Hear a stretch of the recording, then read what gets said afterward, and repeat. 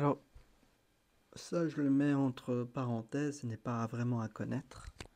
Mais si vous voulez comprendre ce phénomène, je vous invite à faire pause sur la vidéo et le lire, mais à votre aise. Mais c'est pas quelque chose que je vais beaucoup insister, c'est un peu plus sophistiqué. Mais quand vous avez votre loi de Torricelli, elle est valable à un moment initial, mais au moment de la vidange, eh bien forcément le niveau d'eau va diminuer en fonction du temps. Donc le H, si vous voulez, la hauteur du niveau d'eau, va diminuer et donc la vitesse VB, si vous voulez, ici, c'est le moment où la vitesse au moment initial où le fluide va s'éjecter du tonneau, mais évidemment le fluide va diminuer, donc le niveau du fluide va diminuer et donc forcément à un certain moment ce sera plus cette valeur-là, parce que vu que H varie dans le temps, ben VB va aussi varier dans le temps, donc si vous voulez, VB est égal à la racine de G, c'est la vitesse initiale au moment où le fluide va s'éjecter. Mais voilà, le niveau d'eau varie, donc le H varie, donc le VB, la vitesse qui sort, varie aussi. Et c'est ça qu'on est en train de démontrer, c'est trouver le temps de vidange, mais en même temps trouver une équation. Et là, on passe par des équations différentielles, etc., pour démontrer le temps de vidange et la vitesse à n'importe quel moment t. Et donc là, on passe par la conservation du débit, on trouve l'expression de VA, puis on passe par VA, on fait l'équation différentielle qui définit VA, et VA est une trajectoire qui va, passer donc de la variation de DH, donc la variation de la hauteur en fonction du temps, sur l'axe Z. Et donc voilà, on définit une équation différentielle, etc. Et on passe par des intégrales, etc. Voilà, c'est ça que ça veut dire. Ce qu'il faut vraiment retenir là-dedans, dans tout ça, c'est pas les équations, mais ce qu'il faut retenir, c'est que le temps de vidange est proportionnel à la racine carrée de H0. Donc c'est-à-dire que au plus le niveau d'eau est élevé, au plus le temps de vidange va être plus long. Et bien sûr, il faut savoir que c'est aussi proportionnel au rapport de section. Donc R1, R grand R sur petit r. Donc il faut savoir que c'est proportionnel à R sur petit r. Donc le rapport de section, donc la plus grande section sur la petite section. Voilà, c'est ce qu'il faut vraiment retenir là-dedans. Si je peux résumer tout ça, il y a juste ça à connaître. Les équations, on ne vous pose pas ce genre de questions, c'est très poussé, ça va trop loin. Mais si dans une question théorique, on vous pose une question sur le temps de vidange d'un réservoir, ben vous devez juste savoir ce que j'ai entouré en violet. Donc c'est euh, la racine carrée de la hauteur initiale du niveau d'eau et c'est proportionnel au rapport de section, donc de rayon entre le rayon de la partie libre à l'air ici et du trou. Voilà, juste ça à retenir. Alors on va parler d'un autre phénomène qui s'appelle le phénomène de Venturi. Donc le phénomène de Venturi, il s'agit d'un effet de rétrécissement d'une canalisation en plein milieu. Donc on peut retrouver ça dans le phénomène de sténose en cardiologie, etc. ou dans d'autres phénomènes, mais surtout en cardio pour faire un lien avec la médecine. Donc on utilise notre loi de Bernoulli, très simple. Alors, comme on est dans l'horizontale, ce terme y1 est égal à y2, donc ils partent. Et comme on a une conservation du débit, donc d1 est égal à d2, eh bien, on réécrit cette expression, on substitue, et donc V1 on le garde, mais alors V2, je l'isole ici et je le remets dedans ici. Et alors on a P1 moins P2, donc on repasse l'autre côté, on obtient cette expression-là. Et alors, comme on a ces éléments, ça et ça qui sont de l'autre côté, ben, on met ça sur le même dénominateur et on obtient cette expression-là. Et si je veux trouver l'expression de V1, eh bien, le voici, c'est ceci.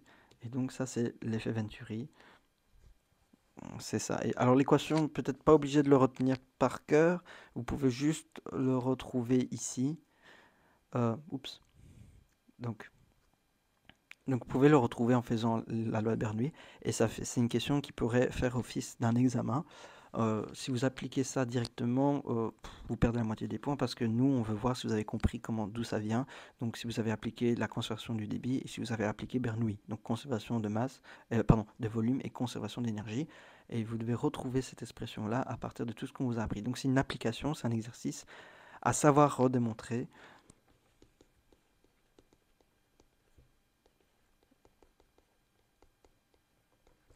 Absolument.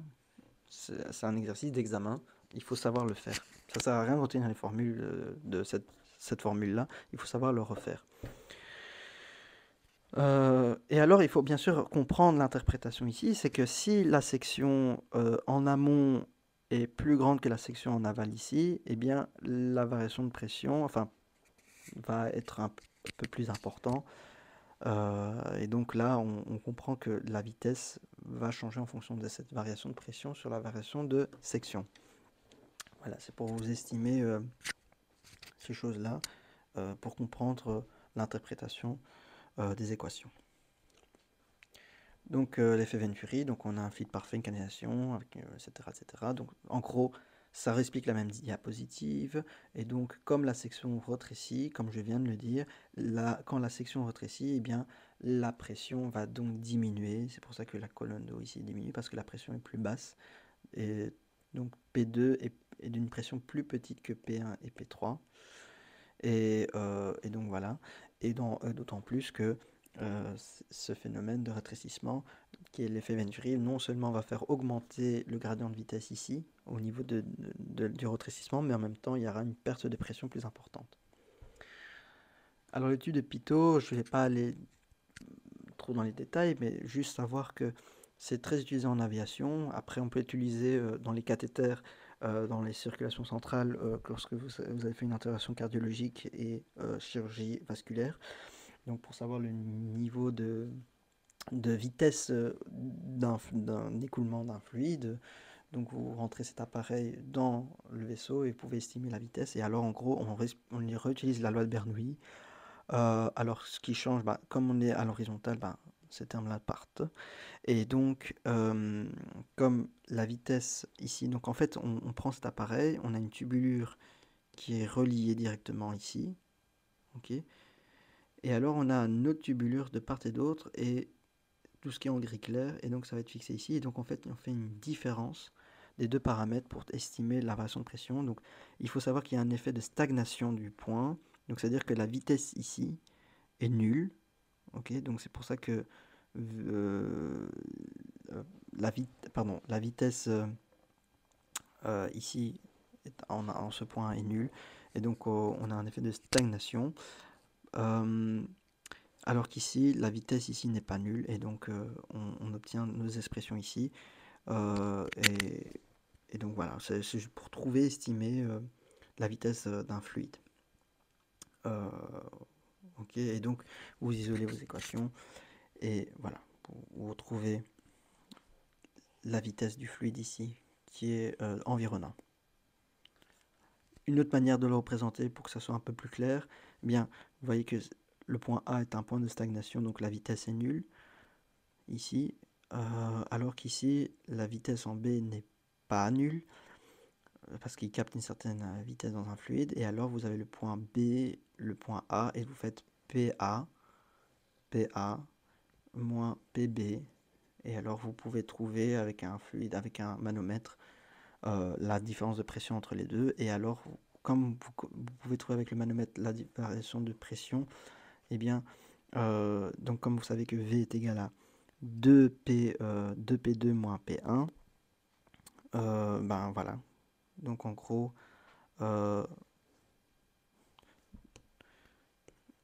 donc racine carrée de 2 sur ρ.